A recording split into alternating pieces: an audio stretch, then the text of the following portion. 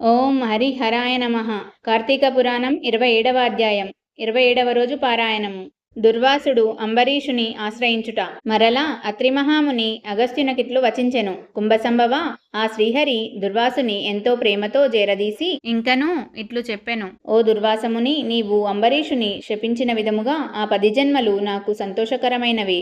నేను అవతారములెత్తుట కష్టముగాదు. నీవు తపశ్శాలివి. నీ మాటలకు విలువ ఇవ్వవలెను గాన అందులకు నేనంగీకరించితిని.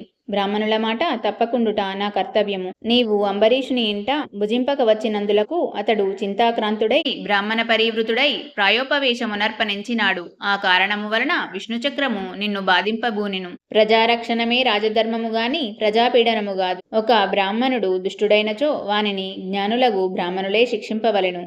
ఒక విప్రుడు పాపి అయినా మరొక విప్రుడే దండించవలెను.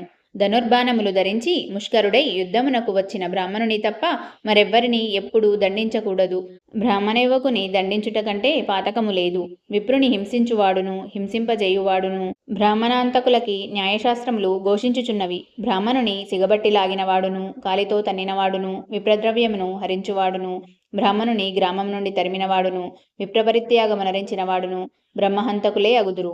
కాన ఓ దుర్వాస మహర్షి, అంబరీషుడు నీ గురించి తపశ్శాలియు విప్రోత్తముడును అగు దుర్వాసుడు నా మూలమున ప్రాణ సంకటం పొందుచున్నాడు. అయ్యో, నేను బ్రాహ్మణ అంతకుడనైతినే అని పరితాపము పొందుచున్నాడు. కాబట్టి నీవు వేగమే అంబరీషుని దగ్గరికి వెళ్ళుము. అందువలన మీ ఉభయులకు శాంతి లభించును అని విష్ణువు దుర్వాసునకు నచ్చజెప్పి అంబరీషుని వద్దకు పంపెను.